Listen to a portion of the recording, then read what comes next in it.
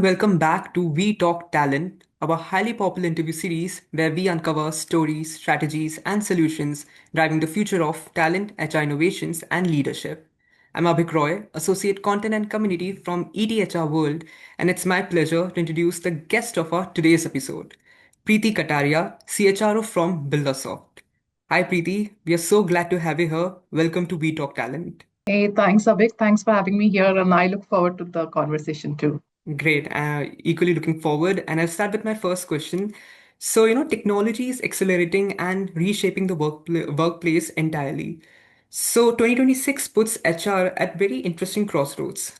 Given that, what will be your top HR priorities for this new year?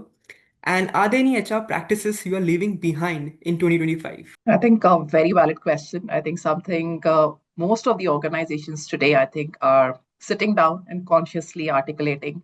So, first and foremost, I think for me is that as a function, I think it's moving from being a pure enabling on the side rings, to becoming more strategic. And I think I would say a business partner who is walking together step in step in terms of the transformation journey of the organization. Specifically, if I look at our industry, the IT industry, I think the talent is the people.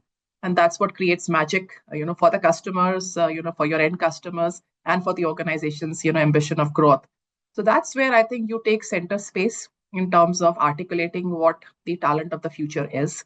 So for us, I think it's about two, three things which we have started already in the transformation journey. And by the way, Birlasoft today is on the transformation journey. So in terms of the full capability and capacity which you need for the future, I think articulating that, becoming a lot more consciously technically fluent as HR function. You can no longer say that I'm going to be away from this AI wave or, my work can happen without AI.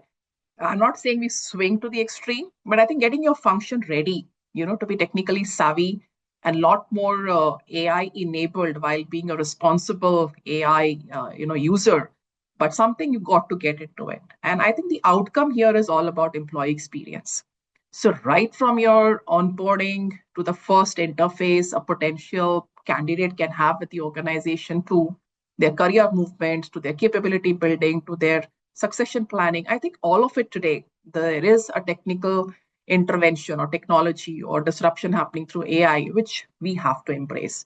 So for me, my mandate to our function to be a really effective business partner is be technologically savvy, be completely embedded in the business context. You can't be away from it because that's what will define the talent agenda, what makes the business ambition align. And last but not the least, be a person who continues to be humane and empathetic while you are doing this whole huge disruption. So the human part of human resources is not something I will say we can stay away from it because I think sometimes we swing to an extreme. So that whole balance at the same time embracing technology. Great. And any practices you're going to leave behind in 25? I think this whole thing about intuitive based stuff, getting a lot more Yeah. data driven. And there are data lakes, there is availability of data, which is now starting to speak. Otherwise we had things in various islands, right? The whole employee life cycle in terms of pieces of rotation, career enablement, growth. Some of those one-time interventions I don't think will be of value today in the organization, wherein I do some nice to do skilling programs, I do nice to do intervention programs. So you have to really move into a chain which is a continuous journey of evolving your talent chain across the levels in the organization.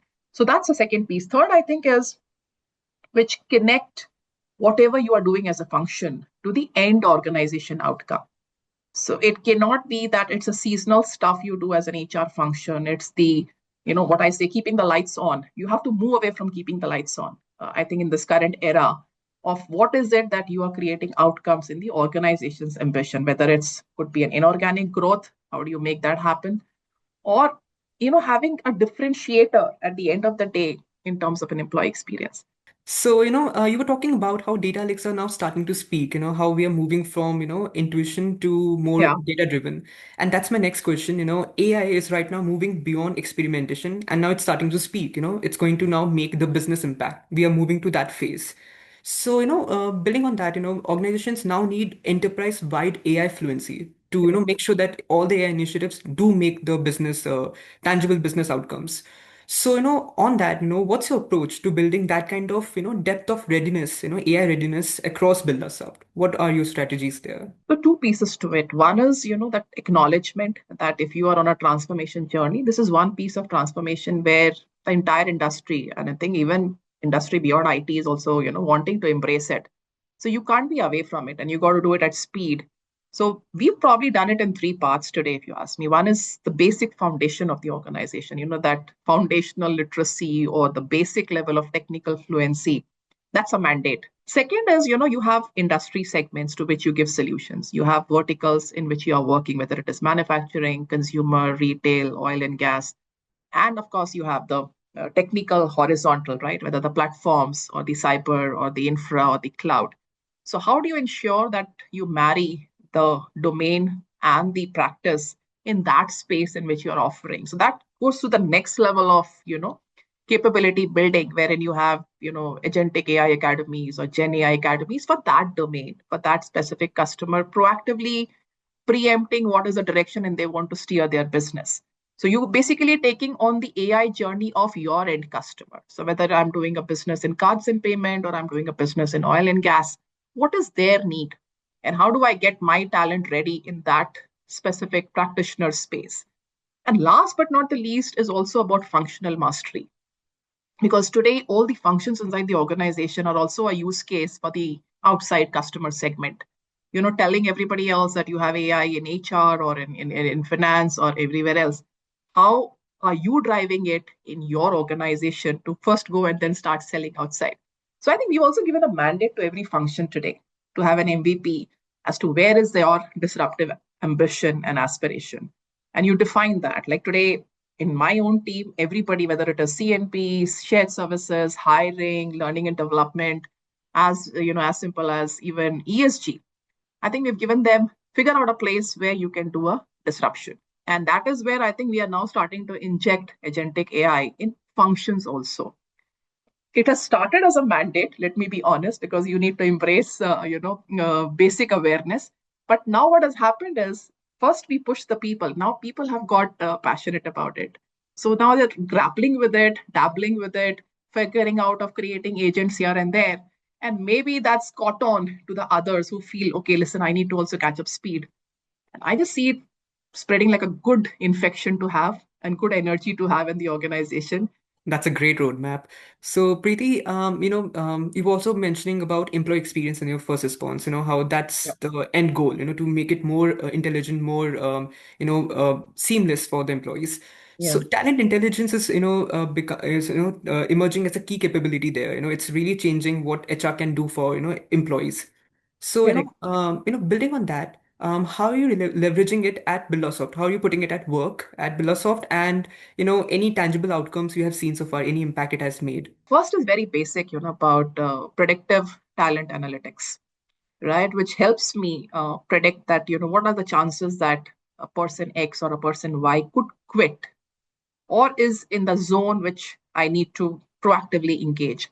So this whole piece of reactive engagement when somebody resigns or is somebody put in the papers vis-a-vis proactively engaging with a person because you're getting some signals that this person could be on the edge. We've just gone live with it yesterday, and I know a lot of people are doing work, across the industry today on this predictive, proactive engagement, to address attrition issues. That's one big piece. The uniqueness here is, it's built on almost 50 odd scenarios which we could actually visualize basis. We spoke to business people who were exiting, who've been in the system, and of course got our technology team, to give the backend and the platform to it. So that today it is actually picking up data from almost 6, 7 systems in the organization. The second one is more linked to my career, my skilling, my competency, my rotation, and of course my promotion. So we have a skill folio which actually maps what my current skill is, what my level is. I have three I endorsement there: self endorsement, manager endorsement, and then there is a third party endorsement which happens on it.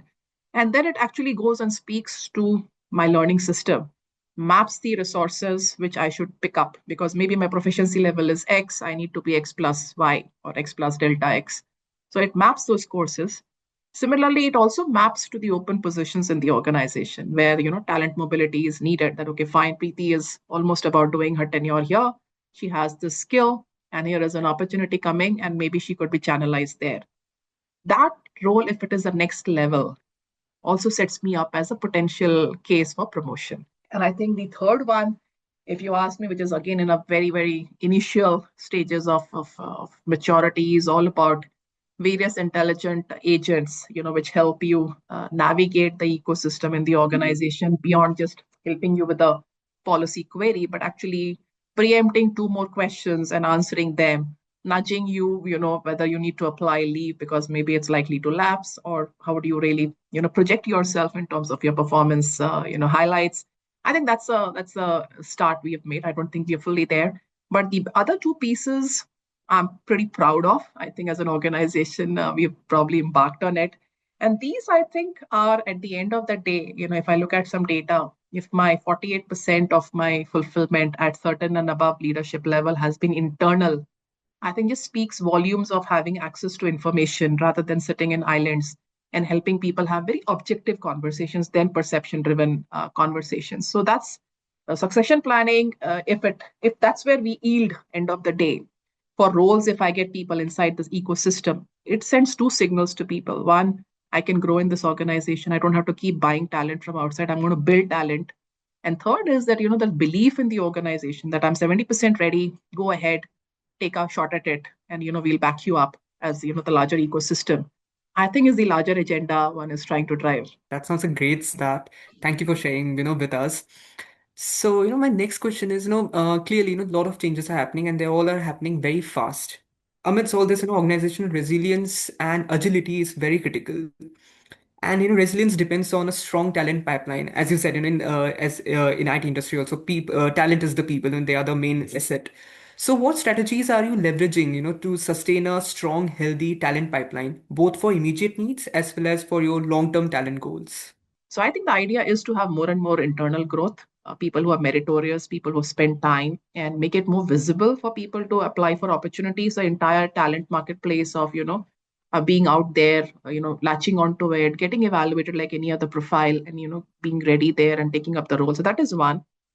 Similarly, at the bottom of the pyramid, you also need talent which doesn't use your organization as a learning platform for 2 years and move on.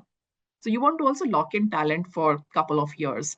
So we are consciously embarking on a journey wherein you are actually taking people from the college. It's just about a start, and also having them study while they work with us. So it could be a BSc graduate who pursues their MS from some of the tier one colleges over a period of 3 to 4 years, and also work with us. So, and that's an exclusive tie-up you have with certain named universities wherein, people pursue, they get a degree from a tier one institute. They are also working here. So, and this is sponsored by the organization. And you lock in the talent for 3 to 4 years. Vis-a-vis, people moving on at that level in, you know, 2 to 3 years, that churn is very high. So you also want to arrest that churn. And I think if you've been able to arrest people for 4 years in terms of both enabling them of capability building as well as giving them really rich projects, I think if they've experienced their first career growth inside your organization, they probably stick on for long. Great. You were mentioning about diverse talent, new talent.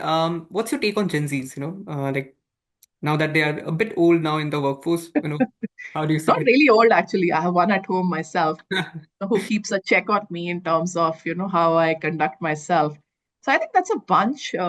Maybe some of us are lucky today to have them at home, probably seeing them grow and growing yourself with them. So like my daughter tells me, like, I have brought you up as a parent for 23 years, 24 years. And, so the moment I'm also evolving as a parent, and she's also evolving as a Gen Z. What I have noticed, and it's not just experience at home, but also experience at work, I think this is a very, very multitasking generation, who are very clear of what they want. I think for them to walk away from something which is not aligned to the larger purpose, value dissonance is there. I haven't seen them succumb to something and just take it on just for the sake of it.